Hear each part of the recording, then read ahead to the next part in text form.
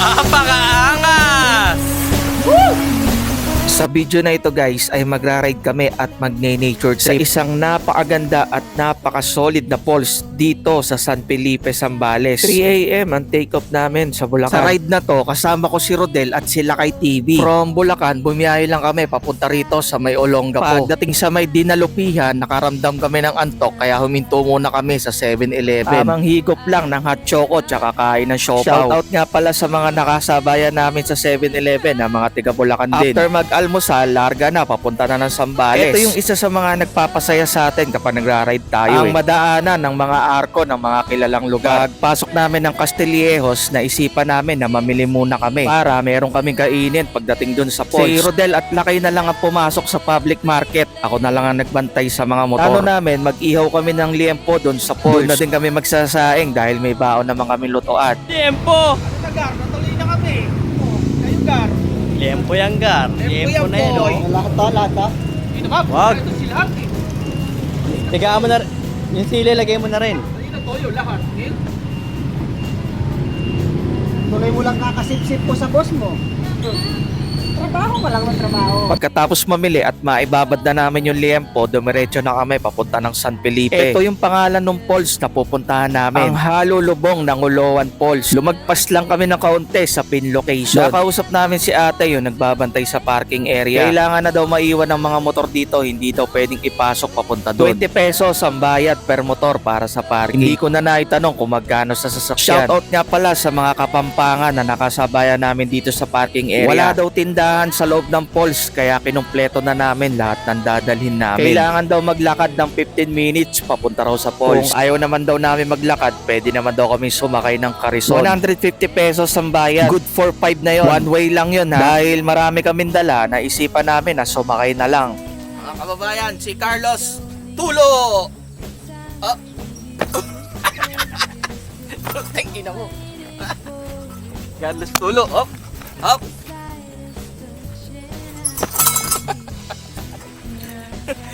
Sakay na, Carlos Tulo! Dapat ito magsako eh. Alog yata yung sako eh. Paminsan-minsan, okay din yung mga ganitong trip. Dito lang natin ma-experience yung mga hindi pa natin nagagawa. Kagaya na lang ng pagsakay sa karison na to. First time lang namin lahat.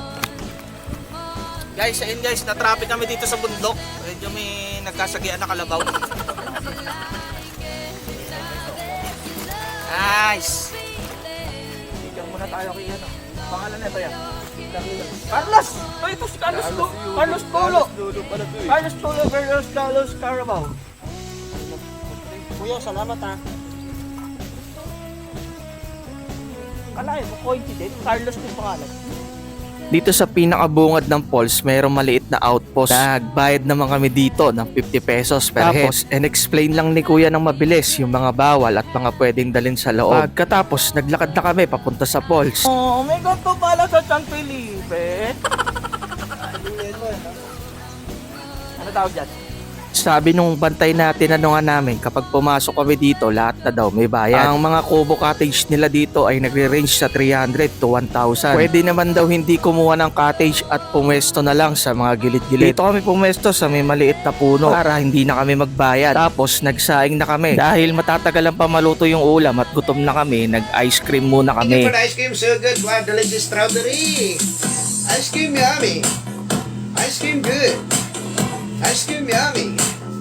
Ice cream good. Tuwing bare months lang daw maganda ang daloy ng tubig dito sa falls. Malamig at malinaw ang tubig dito guys. Kung may mga kasama kayong mga kids, matutuwa yan dito dahil merong mababaw na part dito. Hango daw sa salitang Ilocano ang pangalan ng falls. Kaya lang hindi na namin naitanong kung ano ang ibig sabihin. Habang kumukuha kami ng clip ay nahagip pa ng drone namin yung isa pang falls sa itaas nito. Plano namin puntahan yung falls sa itaas after kumain. Ang maluto na yung sinaing, inihanda na namin yung iyawan. 100 pesos ang rent para sa ihawan. Kaya kung balak nyo rin pumunta, mas maganda magdalala kayo na maliit na grill. Walang tindahan dito guys, kaya bumili na rin kayo ng uling sa labas. Inayos na ni Rodel yung mga sausawan. Tapos isinalang ko na yung liempo. Habang nag-iihaw, nagpa-practice muna si Carlos Tulo ng kanyang signature move. Ay talaga naman napakaangas ka. Wala kaming dalang tongs, kaya gumawa na lang si Carlos Tulo ng paraan. Nang maluto na yung liempo, bumanat na kami ng kain dito sa gilid. Nakipwesto muna kami dito kila nanay tatay na nakasabayan namin. 300 ang bayad dyan sa pwesto na yan guys. Nakakwentuhan namin si nanay at tatay, hindi daw sila makauwi dahil lumubog yung sapatos ni nanay dun sa poles. Sabi namin kila nanay at tatay, after namin kumain, sisisirin namin. Pagkatapos kumain, lumusong na agad kami sa poles. Unang try ko, hindi ko siya makita. Medyo malalim at malabo din kasi yung tubig. Nung pag-ahon ko, tinanong ko kay tatay kung saan banda nakapwesto. Sabi ni tatay sa bandang gitna daw. Kaya nag-try ulit ako ng isa pa. Medyo kinapos ako ng buwelo, pero meron ako naaninag na kulay blue. Kaya nung pag-ahon ko, tinanong ko kaagad si tatay kung anong kulay. Nung sinabi ni tatay na kulay blue, sumisid agad ako at yun, nakuha ko na. Nilakad lang kasi nila tatay at nanay papunta sa falls, kaya hindi pwedeng di siya umuwi nang hindi nakasapatos. Tinulit muna namin yung paliligo dito sa ibaba, tapos saka kami aakit sa taas. Sabi kasi nung mga galing na doon, mas maganda daw ang spot doon. After namin maligo, inayos muna namin yung mga gamit namin. Dinala na namin yung mga importante kasi wala ang maiiwan para magbantay. Sa estimate ko, halos nasa 5 minutes din yung lakarin papunta sa itaas. Merong ilang hagdan na dadaanan papunta sa itaas. Kaya lang napansin ko na walang hawakan. Kaya doble ingat na lang.